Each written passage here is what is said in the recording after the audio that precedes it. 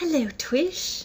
I'm pleased to participate in your Scream video response something. Anyway, I like your choice in hats, so I figured I would be creative and wear one of my hats. Something that happened that wasn't so funny, or was kind of scary, and then now it's funny later. Well, let's go back to May 1985. I was 15, and it was Memorial Day weekend, which is basically the last weekend in May. It was a Friday. And what's funny is I still remember this, because if anything traumatic happens in your life, you usually remember bits and pieces of that day. And I remember my girlfriend and I, we were like sitting watching a film strip at school, and we were trying to see who could bend our thumbs back the farthest. And I'm not double jointed, so, but anyway, I remember that. So I get home, and we were, it was a house that my parents rented before they bought their new house, and it was a house that was built basically on a hill, and so it had a stone wall, and the stone wall was about 7 or 8 feet in parts, maybe up to 10 feet in the highest area. And my little brother and I were outside, and again, I'm 15, and my brother was probably like 9, and we decided to play tag, and I got him, and he's chasing me around the yard. Well, it came to the point where I had nowhere to go, and I was near the stone wall, and there was a lower yard beyond the stone wall, so if I could jump off the stone wall, in my head I was thinking, okay, jump off the stone wall, and then I can land and quick run away. So my little brother was coming closer, and I jumped.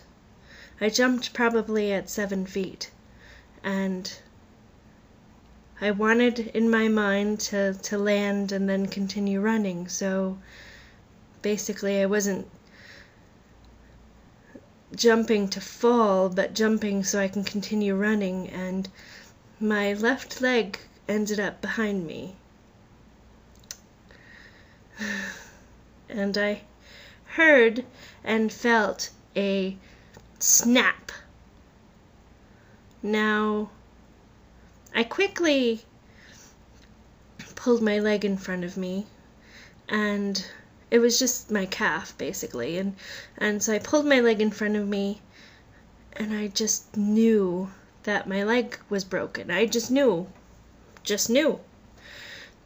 So I'm crying, and my parents come out, and the neighbors come over, and they're all standing there, and my mother, who works for a podiatrist, she says, your leg isn't broken, you're fine, you probably twisted your ankle. You know, of course, I didn't break my leg, right?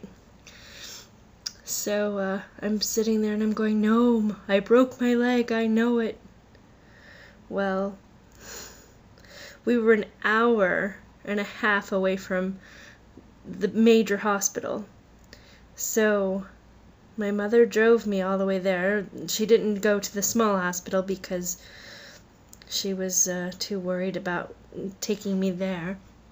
So we went to the city hospital, and because it was the holiday, the specialist wasn't there. So they did the x-rays, and sure enough, not only had I fractured my leg, but I also had a spiral break in my ankle. So I I didn't shatter it, but I had a really, really bad break in my ankle, and then I had a bad break in my leg. And so the specialist was on vacation, and they had to call him in. And so they put me in a hospital bed and they put weights on my leg. And I had to wait until the next day to have surgery. And I had pins put in my ankle, and I had a metal plate and screws put into my leg. And the pins were removed a year later, but the plate is forever.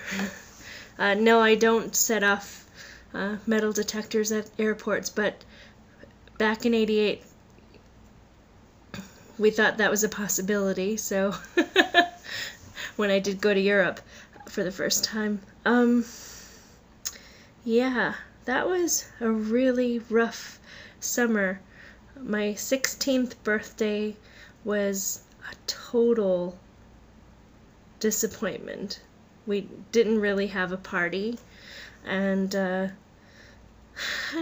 don't know. I think I was allowed to have a friend over. I think that's it. But there was no big sweet 16 party, and I was on crutches from June, all of June, all of July, and then August I was able to walk on my cast, and then a week before school started they took off my cast. So the whole summer was me in a cast. I'm just thinking, is there anyone that's still listening to this? This is a really long story, but you know what? I can look back and laugh on it now. Sort of. Bye for now.